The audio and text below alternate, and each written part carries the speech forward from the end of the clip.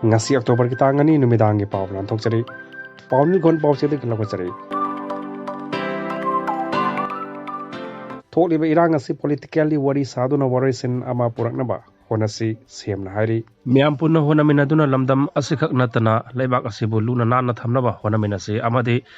ahingsa da thajaba thamduna tholiba irang asi politically wari saduna warisin ama puraknaba honasi haina chief minister nothomam biren haikre wafam asinga si malem asida ahingsa gi wakhalon hodo lamba nation asigi father of the nation hairaga khangnariba mahatma gandhi gi mapo common palan ga mari leinana india sen thungna pangtho lambagom lamdam asida so state laingak na senduna imphal gi gandhi memorial hall da national cleanliness day swas bharat divas thoramga mari leinana phongdokibani thoramadu da rajya sabha gi mp lesemba sana jawba water resources minister awangmo Mioi social welfare minister haikam dingko yauna mla minister amadi tongan ba department gi makok thongba officer kaya su saruk yakhi chief minister nongthombam birena makha taraduna hai mipum khudimak magi wakhalda lebak asigi amadi miyam gi damakta kathopaga loinana thamoi sengna thabak tomina se haina paujel su pi khibaga loinana paumi singna hangba wangi paukhomda kuki militant singi khutta leiriba naha ani adu aswai angam yaudana thadoraknaba laingak nakanna honari soidana mai pakani khalli haina su phongdokhi हिंसा कैदौनुंगदा तंगदु लेताबा फाबा फलदि पुरकलोय औक्रम इबोबिन हाइरि पाउनि थोन पाउचे दगि लखचरि पाथोकचगे democracy चटपा लेबाकता हिंसा गे मफम लेते ngasi khutta kulai paiduna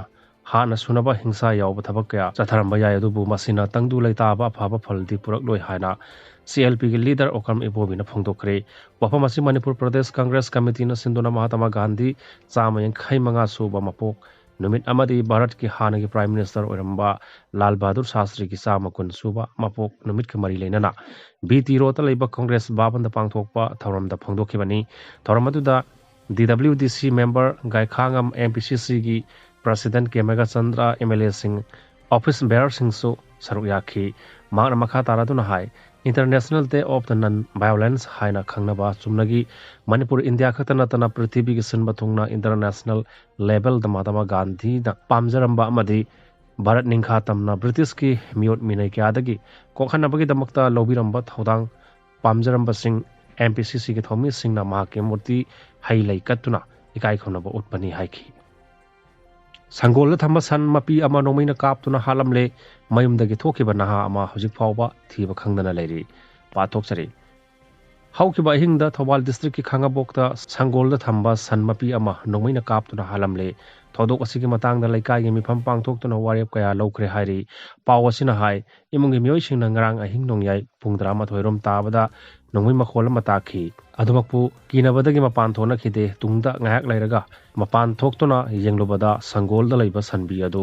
siduna leramba thengna khi hairi sanbu oriba khondrakpam ramo ajawba sing sahi nifunipan apokpake ais ibo chawba kawi maha khangabok part 3 leipat lekai dagini sanmapu ke ais ramona phongdorakpada maha kisan nasi yumda loiraga thamjabani lamjau sorokta koitha thadokpa sunate mak na nungaina daba amadi mak ponusina daba leirabasu karisu khangjadraba san asida nongmaina kaptuna halamba asidi thamoi sokna yaningde marol su thoktaba sangolda pullaga thamba asibu kanana kari maram gidamakta nongmaina kaptuna halamli pano haiba adu mari lenaba singna thidokpiu haiki amoromda thodok asigi matangna ngasi leipat citizens club LCC khangapok part 3 na leikai gi mifama ma pangthokre tungda Thobal police station gi OC dasu ahiba sirolama pisin ki baga loinana warep kya lokre san nongmina kaplamba asida leikai khul asidagi miyarom labadi mako khuldagi tanthokpa amadi mari lenaba singna action lawiraktrabadi khongchang changchinba haibana chingba yauri amurom da yumdagi thokiba naha ama hojik fawba thiba khangdana leire hairi thodok asigi matangda pawche asina thiba khangdana leiriba Mioi asigi imung manunggi pawgi matung inadi thiba khangdana leiriba Mioi asi Moirang police station gi manung chanba oksubung leikai larianjam lerak ward number 21 dagi thangjam Bakak Singh sai kunmari apokpa thangjam Bipin Singh kawi mahak mamang thagi tang manga dagi nungthil pung amat minatara rom taba matamda mayumdagi thokibadagi ngasi phawba thiba khangdana leiri magna mayumdagi thokiba matamda angoba masugi t-shirt ama litkebaga loinana gray masugi khongraw ama setki chawrakna foot manga inchi manga wangi kuchu ngawi brown masugi sample ama thoki ꯑꯃꯨꯕ ꯃꯆꯨꯒꯤ ꯇꯨꯄꯤ ꯑꯃ ꯎꯞꯈꯤ ꯃꯍꯥꯛꯅ ꯌꯨꯝꯗꯒꯤ ꯊꯣꯛꯈꯤꯕ ꯃꯇꯝꯗ mobile number 8798812454 ꯂꯣꯏꯅꯈꯤ ꯍꯥꯏꯔꯤ ꯊꯤꯕ ꯈꯪꯗꯅ ꯂꯩꯔꯤꯕ ꯊꯥꯡꯖꯝ ꯕꯀꯥꯁꯤꯡ ꯍꯧꯖꯤꯛ ꯐꯥꯎꯕ ꯃꯍꯥꯛꯀꯤ ꯃꯔꯤ ꯃꯈꯣꯡ ꯈꯪꯕ ꯉꯝꯗ꯭ꯔꯤ ꯏꯃꯨꯡ ꯃꯅꯨꯡꯒꯤ ꯃꯤꯑꯣꯏꯁꯤꯡꯅ ꯃꯃꯥꯡ ꯊꯥꯒꯤ 7ꯗ ꯃꯤꯁꯤꯡ ꯔꯤꯄꯣꯔꯠ ꯑꯃ ꯄꯤꯁꯤꯟꯈ꯭ꯔꯦ ꯍꯥꯏꯔꯤ ꯃꯍꯥꯛ ꯀꯅꯥꯒꯨꯝꯕ ꯃꯤꯑꯣꯏꯁꯤꯡꯅ ꯊꯦꯡꯅꯕꯤꯔꯕꯗꯤ ꯃꯅꯥꯛ ꯅꯛꯄ ꯄꯨꯂꯤꯁ ꯁ꯭ꯇꯦꯁꯟ ꯑꯃꯗꯤ ꯏꯃꯨꯡ ꯃꯅꯨꯡꯗ ꯁꯤꯟꯅꯕꯤꯌꯨ ꯍꯥꯏꯔꯤ ꯑꯃꯔꯣꯝꯗ ꯏꯝꯐꯥꯜ ꯏꯁꯀꯤ ꯅ꯭ꯌꯨ ꯁꯦꯀꯣꯜꯗꯒꯤ ꯐꯪꯈꯤꯕ ꯍꯛꯆꯥꯡ ꯑꯗꯨ ꯊꯥꯡꯖꯝ ꯕꯀꯥꯁꯤꯡ ꯅꯠꯇꯦ ꯍꯥꯏꯔꯛꯂꯤ ꯎꯈ꯭ꯔꯨꯜꯗ ꯂꯝꯒꯤ ꯋꯥꯍꯧꯗ ꯆꯥꯎꯅ ꯎꯪꯈꯠꯅꯔꯛꯄꯗꯒꯤ ꯊꯧꯗꯣꯛꯇ ꯅꯣꯡꯃꯩ ꯀꯥꯞꯅꯔꯛꯄꯗꯒꯤ ꯃꯤꯑꯣꯏ 3 ꯁꯤꯔꯦ ꯎꯈ꯭ꯔꯨꯜꯗ ꯂꯝꯒꯤ ꯋꯥꯍꯧꯗ ꯈꯨꯜ ꯑꯅꯤꯒꯤ ꯃꯔꯛꯇ ꯆꯥꯎꯅ ꯎꯪꯈꯠꯅꯔꯛꯇꯨꯅ ꯈꯨꯠ ꯊꯣꯛꯅꯕꯒꯤ ꯊꯧꯗꯣꯛꯇ ꯃꯤꯑꯣꯏ ꯃꯤꯆꯝ 2 ꯑꯃꯗꯤ 6ꯁꯨꯕ MRꯒꯤ ꯄꯥꯔꯁꯅꯦꯜ ꯑꯃ ꯌꯥꯎꯅ ꯄꯨꯟꯅ ꯃꯤꯑꯣꯏ 3 ꯂꯩꯈꯤꯗ꯭ꯔꯦ ꯍꯥꯏꯔꯤ ꯑꯁꯣꯛ ꯑꯄꯟ ꯀꯌꯥ ꯌꯥꯎꯈ꯭ꯔꯦ ꯍꯥꯏꯔꯤ ꯊꯧꯗꯣꯛ ꯑꯁꯤꯒꯤ ꯃꯇꯥꯡꯗ ꯄ꯭ꯔꯦꯁꯅ ꯐꯪꯕ ꯄꯥꯎꯒꯤ ꯃꯇꯨꯡ ꯏꯟꯅ ꯊꯧꯗꯣꯛ ꯑꯁꯤ ꯉꯁꯤ ꯑꯌꯨꯛ ꯄꯨꯡ 9:30 ꯇꯥꯔꯛꯄ ꯑꯗꯨꯋꯥꯏꯗ ꯒꯥꯟꯙꯤ ꯖꯌꯟꯇꯤꯒꯤ ꯊꯧꯔꯝꯒ ꯃꯔꯤ ꯂꯩꯅꯅ ꯎꯈ꯭ꯔꯨꯜ ꯇꯥꯎꯟꯗ ꯂꯩꯕ ꯄꯟꯖꯥꯕ ꯅꯦꯁꯅꯦꯜ ꯕꯦꯡꯛꯀꯤ ꯑꯦꯔꯤꯌꯥꯗ ꯍꯨꯡꯕꯨꯡ ꯊꯥꯏꯁꯣ ꯁ꯭ꯇꯨꯗꯦꯟꯠꯁꯤꯡ ꯑꯃꯗꯤ ꯈꯨꯟꯖꯥꯁꯤꯡꯒ ꯁꯤꯠ ꯁꯦꯡꯕꯒꯤ ꯊꯕꯛ ꯆꯠꯊꯈꯤ ꯑꯗꯨꯕꯨ ꯍꯥꯏꯔꯤꯕ ꯃꯐꯝ ꯑꯁꯤ ꯃꯇꯝ ꯀꯌꯥꯒꯤ ꯃꯃꯥꯡꯗꯒꯤ ꯌꯦꯠꯅꯕ ꯃꯐꯝꯅꯤ ꯍꯥꯏꯗꯨꯅ हुनफुल विलेज की खुंजासिंगना थोरक्तुना लेपनबा हाइबदगी माइके अनिगी मरक्ता मुकनबा हरखी पाव अदु ताबदगी उखरुल विलेज अमदि असम राइफल्स की माइकेदगी इरांग अदु कंट्रोल तौनबा होनकी अदुबु अयुक पुंग 10 मखाइरोम ताबदा खुथोकनबा अदु हैंजिलक्पगा लोइनना माइके अनिदा नोमै कामनरखिबनी नोमै कामनबा अदुदा मियोय अहम लेखिदबनी अदुगा खराना असोपन नंखिबनी असोकपसिंग अदु उखरुल डिस्ट्रिक्ट हॉस्पिटल दा पुखतुना लाइकनरी लोइनना असोकपसिंग हेंगलक्पा याना लैरी हाइरी नकलमरोमदा सिक्योरिटी फोर्स ना टियर गैस अमदि बाबर बुलेट कापतुना म्याम अदु बुतन खाइदुना इरांग अदु लाक्सनबा होनकी अमरोमदा उखरुल डिस्ट्रिक्ट ता लमगी वाहुदगी थोकलिबा थौदोक असि येंगलगा डिस्ट्रिक्ट मैजिस्ट्रेट उखरुलना पामदबा थौदोकसिंग मखा ताना थोक्तनबा लौखटपा सेक्शन थौरांगी सरुक अमा ओइना ngasi ayuk pung 7 मखाइगी कारफ्यूगी अथिंगबा थमजिनखिबगा लोइनना डिस्ट्रिक्ट असिदा इंटरनेट सु खुदक्तगी बैन तौसिनख्रे थौदोक असिदा हुंदुंगी ओइना मियोय 12 रोम सोकी अदुगा हुनफुन उखरुलगी ओइना मी 35 रोम सोकी हाइरी थौदोक असि लेखिद्रबा मियोय अहम अदुगी मनुंगदा अमदि मसक ममिंग खंगबा ngamkhre मियोय अदुगी ममिंग लैरेबुंग आउनथांग सहिनिफु उखरुलदगिनि हाइरी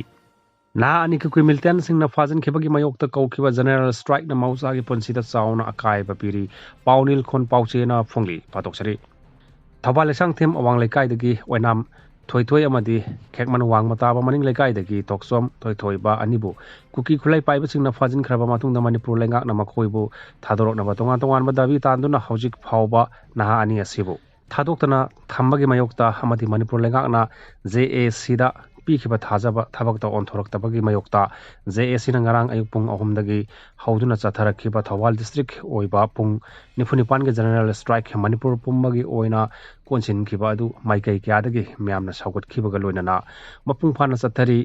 pung 94 ge general strike haduna maram oiraga mausa ge punsida sauna kaiba piri khongjang asibu saugaladuna mafam kya da khongjang lambi thingduna khongjang jangchili khongjang asigi manungda nambol bazar women